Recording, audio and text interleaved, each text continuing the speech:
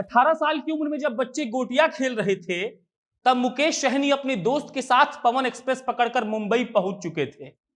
जब उनसे एक पत्रकार ने पूछा कि आप मुंबई क्या करने गए थे, भागने की वजह क्या थी, तो मुस्कुराते हुए सहनी कहते हैं कि दोस्त को भागना था।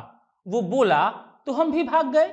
ट्रेन के विषय में जब पूछा गया तो उन्होंने कहा कि पवन एक्सप्रेस के बाद जो ट्रेन आने वाली थी वो दिल्ली जाती, लेकिन हमें जल्दी भागना था। पवन एक्सप्रेस जल्दी आई और हम उसी पर बैठकर बंबई पहुंच गए। और इस सवाल पर कि राजनीति में आप क्यों आए, उन्होंने कहा था कि मुझे राजनीति में आना ही नहीं था, दरअसल मुझे समाज के लिए कुछ करना था। और अब मंत्री बनने के बाद मुकेश सहनी अपने समाज के लिए क्या कर पाएंगे, इसका जवाब तो मेरे पास नहीं है। लेकिन एक कहानी है, कहानी एक भागे हुए शख्स की जो दरभंगा से भागा और जब वापस बिहार लौटा तो पूरा राज्य उनको जानता है।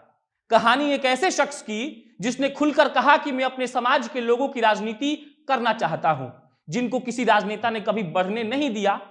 कहानी उसकी जो अपने आप को सन ऑफ मल्लाह के नाम से प्रोजेक्ट कर रहा है। कहानी उस शख्स की जो एक बार खगड़िया से चुनाव हार चुका है, दूसरी बार सिमरी बख्तियारपुर से हार चुका है, लेकिन रसूख ऐसा है कि मंत्री पद दिए बिना एनडीए का काम नहीं चलेगा। नमस्कार, मेरा नाम प्रशांत राय है और आप जनता जंक्शन की स्पेशल सीरीज मंत्रिमंडल देख रहे हैं। मैं नीतीश कुमार सत्यनिष्ठा से प्रतिज्ञान करता हूं कि मैं विधि द्वारा स्थापित भारत के संविधान के प्रति सच्ची श्रद्धा और निष्ठा रखूंगा। राज कहानी सन ऑफ मल्लाह के नाम से मशहूर बजरंगी भाईजान जैसे फिल्मों के सेट डिजाइन करता, मजदूर बनकर मुंबई जाने वाले और वापस आकर निषाद समाज को संभालने की आस देने वाले मुकेश सहनी की, जिस जातिवाद के नाम पर हम यहां रोज बैठकर चिल्लाते हैं, आज उसी जातिवाद के कोख से निकले एक नेता की बात हो रही है। और वो नेता खुलेआम इस बात पर टिका है कि हां, मैं निषाद समाज और सहनी समाज के लोगों का कल्याण करना चाहता हूं। एक बार निजी तौर पर मेरी उनसे मुलाकात हुई थी। मैंने उनसे पूछा कि खुलकर यह कह देना कि मैं इस समाज का नेता हूं, आपको नहीं लगता है कि गलत है? उन्होंने दो जवाब दिया था। पहला ये कि बिहार में ऐसा कौन नेता है जो जात की राजनीति नहीं करता है, और दूसरा ये कि मेरे समाज को राजनीतिक लोगों ने हमेशा नीचे ही रखा है, जिसके चलते मेरा आना जरूरी था। मेरी उनसे असहमति है इस जात वाले बात पर, लेकिन इस बात से तो बिल्कुल असहमति नहीं है कि जिस शख्स को 2014 और 2015 में भाजपा चुनती है प्रचार करने के लिए, उस शख्स के पास गिनती में वोट तो नहीं होंगे, शायद उससे कहीं ज्यादा होंगे। तभी मंगल पांडे साहब से लगातार बातचीत करके उस शख्स को अपने पाले में भाजपा करती है, प्रचार प्रसार भी करवाती है। लेकिन फिर वही मुकेश सहनी ये बात कहते हुए भाजपा से अलग हो जाते हैं कि भाजपा ने जो कहा था वो पूरा नहीं किया। क्या कहा था?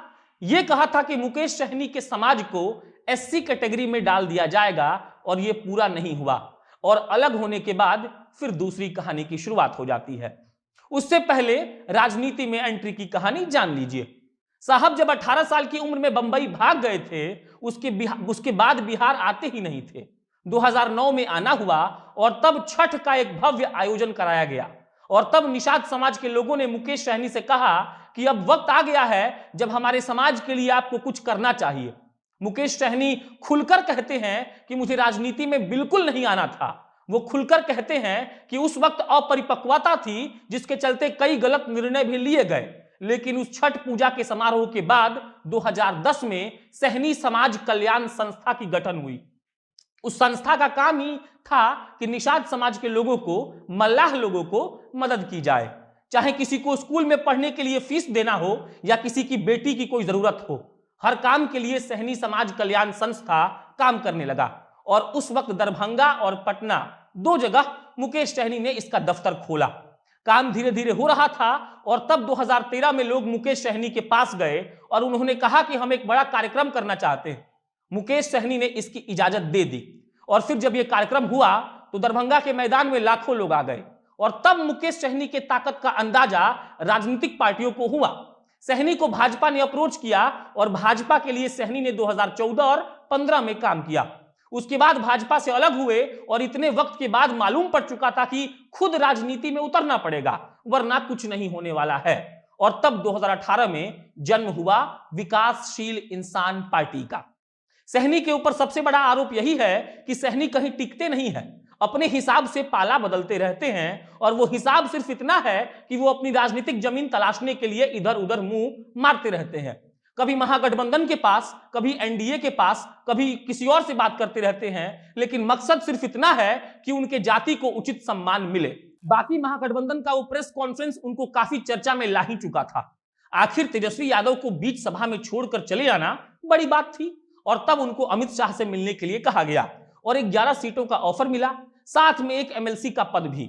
विधानसभा चुनाव में विकासशील इंसान पार्टी ने 4 सीटें जीती हैं। मुकेश सहनी भी सिमरी बख्तियारपुर से कड़ी टक्कर दे रहे थे, लेकिन वो चुनाव हार गए। बावजूद उनको मंत्री बना दिया गया, एमएलसी भी बना दिए जाएंगे, लेकिन इस बात पर कुछ कहा नहीं जा सकता है कि वो कितने दिन तक, कितने देर तक, कितने साल तक बिहार में टिकेंगे।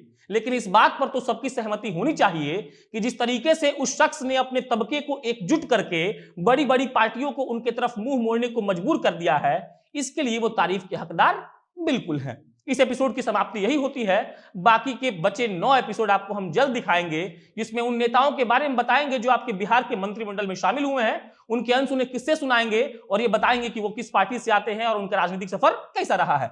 अंत में मेरा नाम प्रशांत राय है, कैमरे के पीछे सौम्या राठी खड़ी हैं। आप जनता जंक्शन देख रहे थे। बहुत बहुत धन्यवाद।